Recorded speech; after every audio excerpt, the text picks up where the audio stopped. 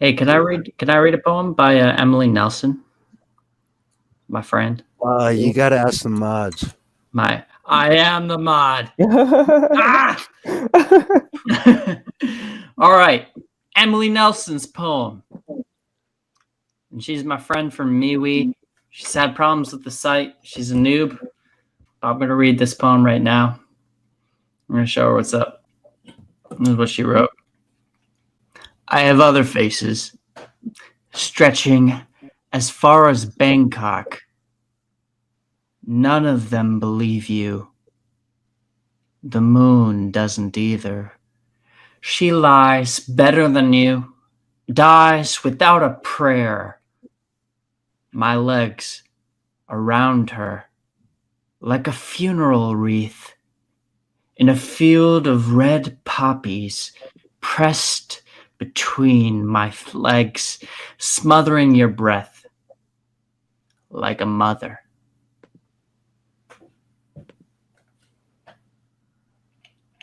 Yes, that's it. She made this poem, or she posted this poem, very, very shortly ago. Wow. Wow, that was strong. Yeah, her poems are strong. That's one of the shorter ones that I've read. She's so badass. I love her. She is badass. Yeah, for real. Yeah. Wow. But you Yeah, that was delivered cool. it so well. Like sometimes you kind of need the poet to kind of deliver it and know the pockets of the poem, and you read it very well. Thanks, man. I mean, there's so many layers in that too. I mean, oh God, like the poppies between my legs and fuck, even the reference of Bangkok out of any city in the world.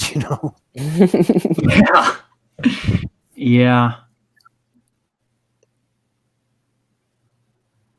Wow. There's like a kind of cruel curl to it, which I think is what was motivating the reading. Mm-hmm.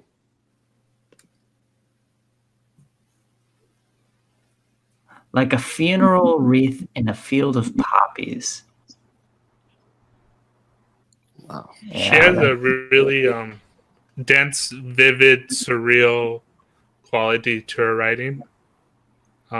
It's kind of funny. I was commenting on one of her, I guess, like creative short story pieces, and it reminded me of this dream I had where I was writing, but it was creating these ink blots. Like the ink was like leaking, and the leaking of the ink was creating these patterns and imagery.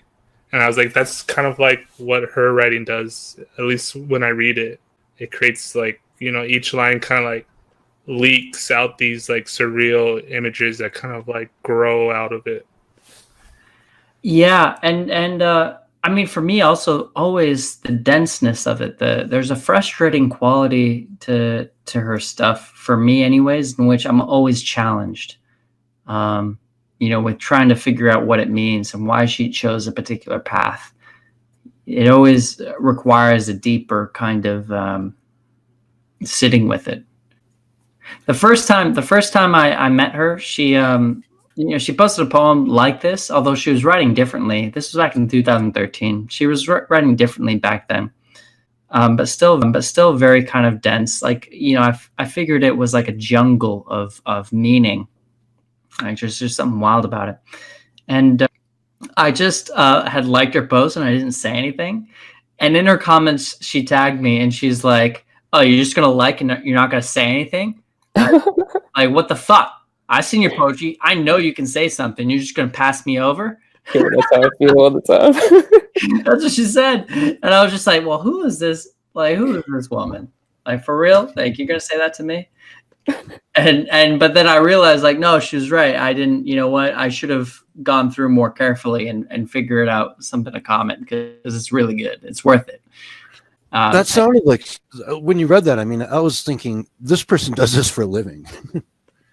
Yes. Yeah. Oh, she writes every day. She writes a poem like pretty much every day, and it's of various length, and it's always dense for sure. It's always, she deals in these extended metaphors, which if you try to follow, they're almost like so complex and so surreal that you cannot follow them if you really try to, which makes it to be a kind of workout of abstract thinking, which I think is one of the uses of poetry anyways, as exercise, of exercising your mind and increasing a kind of suppleness to your mind muscles so that they look good and shit, but also also that you're stronger. I feel like that's one of the reasons to read her. And it's also very you know what, it's got like a very dark kind of metal quality to it, Or yeah, which I always love. I think that's great. that was awesome.